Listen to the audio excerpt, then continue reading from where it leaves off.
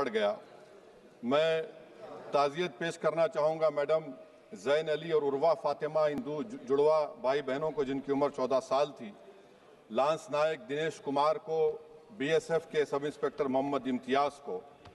मैं शुक्रिया अदा करना चाहूँगा कश्मीर की आवाम का कि उन्होंने पहलगाम के वाक़े के बाद मस्जिदों से ऐलान किया मज़म्मत का, बग़ैर किसी के बोलने पर रोड पर निकलकर उन्होंने पाकिस्तान से आए हुए दहशतगर्दों की मज़म्मत की। मैं मुबारकबाद देता हूँ हमारी मुसल्लह अफ़वाज को कि उन्होंने एक अजीम कुर्बानी पेश की और बहादुरी के साथ ऑपरेशन सिंदूर में भारत को कामयाबी दिलाई।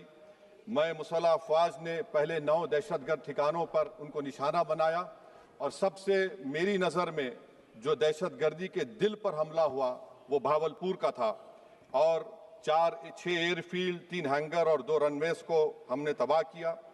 बाद में ऑपरेशन सिंदूर की कामयाबी की एक अहम वजह यह थी मैडम कि मुल्क में इत्तेहाद और इत्तेफाक पैदा हो गया था, एक यूफोरिया पैदा हो गया था, मगर अफसोस कि हुकूमत ने उसका फ़ायदा नहीं उठाया।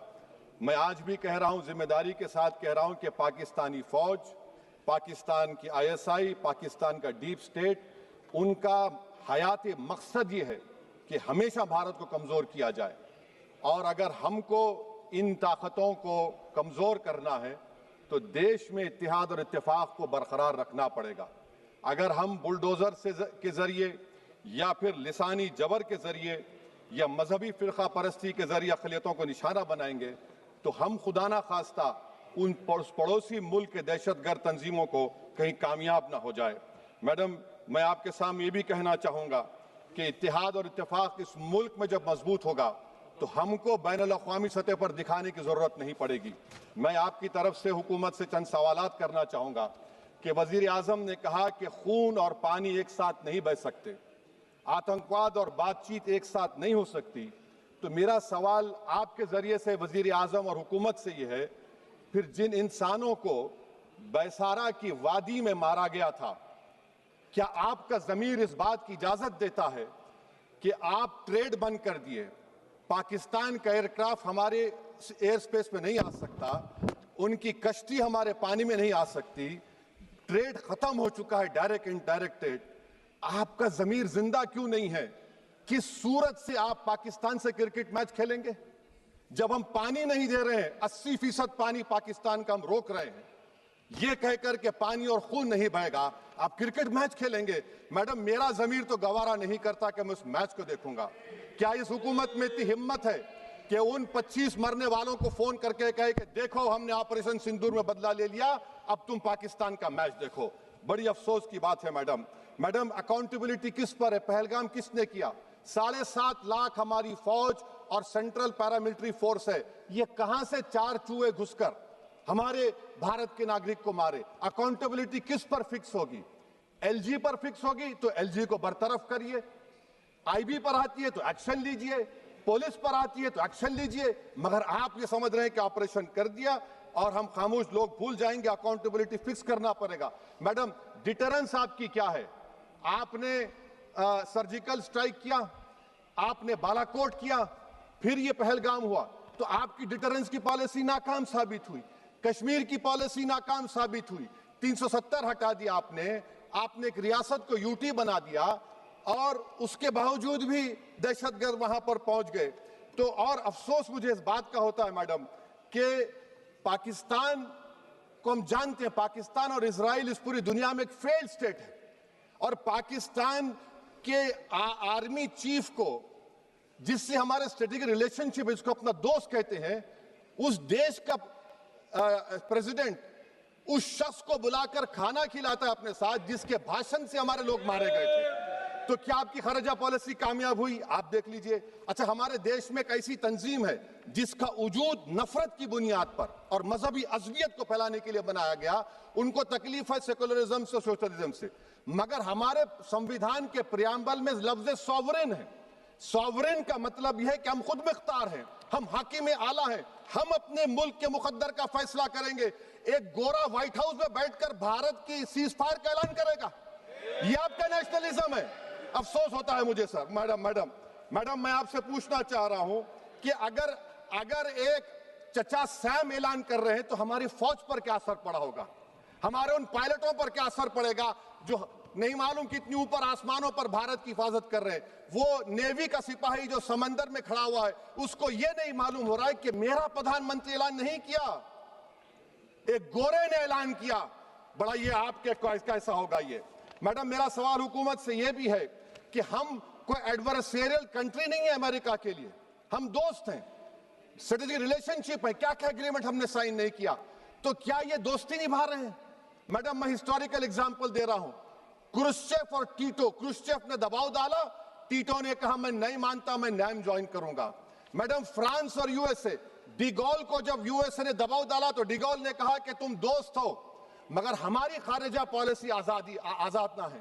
मैडम, वहीं पर आप देखिए गुजराल साहब, जिसको कहते सबसे कमजोर थे, वजीर आजम थे, उन्होंने बहादुरी का मजारा किया, रिफूलिंग करने नहीं दिया। वियतनाम 20 साल यूएसए से लड़ा मगर झुका नहीं, और हम उनको बोल भी नहीं पा रहे, उनको बोल भी नहीं पा रहे। हम तो कोई दुश्मन मुल्क तो नहीं है अमेरिका के, ये आपको समझने की जरूरत है। और मैडम, यहां पर वजीर खारजा ने कहा वो चीन गए, डिप्टी चीफ ऑफ स्टाफ ने कहा कि चीन के इक्विपमेंट एक लाइव लैब था हमारे उनके लिए। क्या आपने कहा चीन को कि तुमने क्यों दिया पाकिस्तान को हथियार? आप नहीं कहे। और मैडम, आप जानते हैं कि रक्षा मंत्री ने कहा कि स्विफ्ट एंड प्रोपोर्शनेट, तो फिर जो इंडोनेशिया मिलिट्री अटैचे ने कहा कि हमको कहा गया मत मारो, हम सेल्फ डिफेंस में भी नहीं मार सकते थे पाकिस्तान को। और अगर आप ट्रंप के बयान को गलत कह रहे हैं कि 5 एयरक्राफ्ट नहीं गिरे, मैं यकीन करता हूं आपकी बात का, आप हमारे पायलट्स को कमेंट करिए ना, हमारे पायलट्स को कमेंट करिए कि हम अपने पायलट्स की तारीफ करते हैं, आप वो भी नहीं करना चाहते। मैं हुकूमत से जानना चाहता हूं मैडम कि क्या फ्रांस ने हमको सोर्स कोड नहीं दिया जिसकी वजह से हमारे एयरक्राफ्ट को क्या नुकसान हुआ? अब मुस्तकबिल में आप हथियार खरीदेंगे तो क्या आप सोर्स कोड हासिल करेंगे? और मैडम, मैं आपको बताना चाह रहा हूं, मेरे सवाल का जवाब हुकूमत दे, हमारे पास सैंक्शन जो स्क्वाड्रन है 42 है, 60 साल के बाद सिर्फ 29 काम कर रहे हैं। पाकिस्तान के पास 25 हैं, चीन के पास 50 से ज्यादा हैं। 11 साल से आप सरकार में हैं, सबमरीन नहीं है, थर्ड एयरक्राफ्ट कैरियर कहां पर है आप बताइए।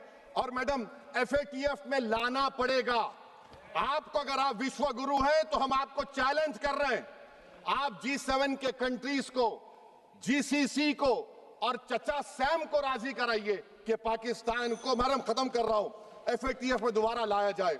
मैडम, ऑल पार्टी मीटिंग हुई, देखिए कितना कॉन्ट्रडिक्शन है केंद्र सरकार में और स्टेट सरकार में। ऑल पार्टी मीटिंग में मैं था, केंद्र सरकार ने कहा कि नहीं, बैसारन मिडोस पर तो कोई जा ही नहीं सकता, जून से पहले इजाजत लेना पड़ेगा। बाद में हमको मालूम हुआ कि साल भर खुला रहता मिडोस सिवाय बारिश और स्नो के। ये कॉन्ट्रडिक्शन है केंद्र सरकार में। वहां पे मैं हुकूमत से मुतालबा करता हूं मैडम आपके जरिए से कि कौमी सिक्योरिटी को, नेशनल सिक्योरिटी को, खारिजा पॉलिसी को, फॉरेन पॉलिसी को राजनीति का मुद्दा मत बनाइए, राजनीति का मुद्दा मत बनाइए। ये हमारे मुल्क में मुफाद होगा, हमारे मुल्क के इत्तेहाद और एकजुटती को आप एक वोट का जरिया मत बनाइए। और मैं एक आखिरी बात पूछ रहा हूं मैडम, क्या चीन ने हमसे कहा था कि सीज फायर कर लो? और कैसे पाकिस्तान ने हमारे पायलट्स की बातों को सुना कि हमारा कम्युनिकेशन एनक्रिप्ट नहीं है? मैडम, आखिर में मैं अपने शेर से इस अपनी बात को खत्म करूंगा कि अपने ही हाथों से सर अपना कटाना है हमें, मादर हिंद पे भेंट चढ़ाना है हमें, किस तरह मरते हैं एहरारे वतन भारत पर, ये तमाशा है जो दुनिया को दिखाना है हमें। ये मैं भारत की उस बहादुर फौज के नाम पे करता हूं, मुसल्ह फौज के नाम पे करता हूं। ये शेर कहने वाला कोई बीजेपी का नहीं था, ये शेर कहने वाले का नाम शेर था, शहीद अशफाकुल्लाह। मैं फिर से हुकूमत से कह रहा हूं, पाकिस्तान टेररिज्म करेगा, आप तैयार हो जाइए। आप चीन से मोहब्बत, कितना इम्बैलेंस हुआ ट्रेड का, कितना इम्बैलेंस हो रहा है चीन से। अच्छा, जब गलवान हुआ उस वक्त भी ट्रंप ने कहा था कि मैं बात करूंगा, हमने कहा नहीं बात करेंगे, जरूरत नहीं है। आज ट्रंप हमारे से पहले बोलता है। इज्जत नफ्स भी कोई चीज होती है, इख्तिदार में कोई यहां रहेगा कोई वहां रहेगा, मगर इख्तिदार में इकबाल होना चाहिए। बदबख्ती की बात यह है कि आपने इकबाल को खो दिया। बहुत बहुत शुक्रिया। माननीय सदस्य श्री के फ्रांसिस जार्ज जी।